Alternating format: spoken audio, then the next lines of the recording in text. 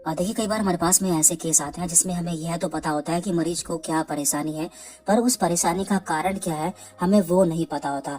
और जब तक हमें उसका कारण नहीं पता होगा हम मरीज को सही दवा नहीं दे पाएंगे। उदाहरण के तौर पर यदि कोई मरीज हमारे पास पेट में दर्द के साथ आता है और हम उसे दवा दे देते हैं, पर तब भी उसे आराम नहीं मिलता है, क्योंकि हमने उसके पेट के दर्द का कारण को जाने बिना ही उसे दवा दी थी। तो हमें कैसे पता चलेगा कि हमें जो प्रॉब्लम है उसका सही कारण क्या है?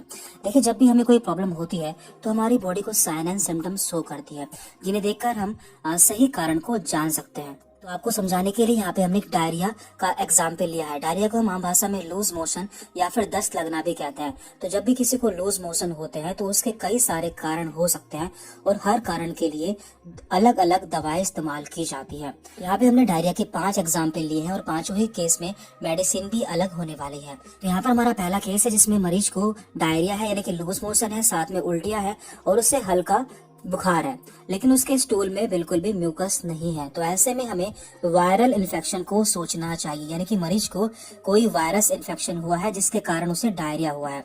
तो इसका इलाज कैसे करना है वो हम लास्ट में बात करेंगे। इसके बाद यहाँ पर दूसरा केस है जिसमें मरीज को डायरिया है, यानी कि लूज मोशन है, साथ में उल्टियां भी है और उसके पेट में क्रैम्प्स है, यानी कि काफी दर्द है और उसके स्टूल में म्यूकस या फिर ब्लड देखने को मिल रहा है और साथ में उसे काफी तेज बुखार भी है। तो ऐसे में हमें बैक्टीरियल इन्फेक्शन सोचना चाहिए कि मरीज को कोई बैक्टीरियल इन्फेक्शन हुआ है। तो ऐसे में क्या ट्रीटमेंट करना है, इसकी मेडिसिन भी हम वीडियो के लास्ट में बात करेंगे। इसके बाद यहाँ पर तीसरा केस है जिसमें मरीज को डायरिया है, यानी कि लूज मोशन है, साथ में उसके जो स्टूल है उसमें म्यूकस या फिर ब्लड देखने को मिल रहा है, लेकिन मरीज को बिल्कुल भी बुखार नहीं है। तो ऐसे में हमें एमोबिसिस के बारे में सोचना चाहिए, जो कि अमीबा के द्वारा होता है।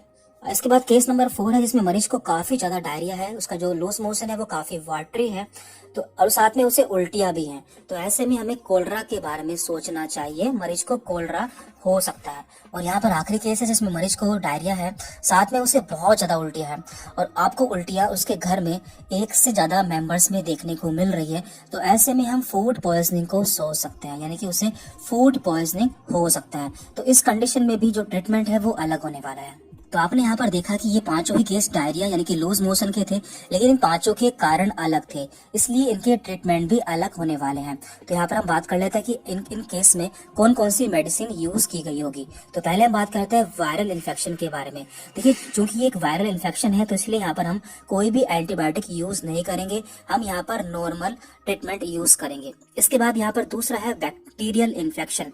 तो बैक्टीरियल इन्फेक्शन के केस में हम सेफ्ट्रियाजोन मेडिसिन का यूज करेंगे, जो कि एक एंटीबायोटिक है और बैक्टीरिया को किल करती है। तीसरा केस था यहाँ पर एमोबिसिस का, जो कि अमीबा के द्वारा होने वाला इन्फेक्शन है। तो ऐसे में हम मेट्रोनिडाजोल मेडिसिन यूज करते हैं। फोर्थ केस था यहाँ पर कोलरा का। तो कोलरा में हम डॉक्सीसाइक्लिन मेडिसिन या फिर एंटीबायोटिक यूज कर सकते हैं। एंड फिफ्थ केस है फूड पॉइजनिंग। तो फूड पॉइजनिंग के केस में भी हम कोई भी एंटीबायोटिक यूज नहीं करते हैं, इसमें भी हम नॉर्मल ट्रीटमेंट यूज करेंगे। तो इस तरह से हमें जानना बहुत जरूरी है कि जो बीमारी है या प्रॉब्लम है उसका सही कारण क्या है, तभी हम मरीज को सही मेडिसिन दे पाएंगे और उसका सही से इलाज कर पाएंगे। और अगर आप चाहते हैं तो आगे भी हम आपके साथ इस तरह के डिफरेंशियल डायग्नोसिस शेयर कर देंगे, जिससे आपको किसी भी प्रॉब्लम कोई कारण को जानने में प्रॉब्लम ना हो। Thank you very much.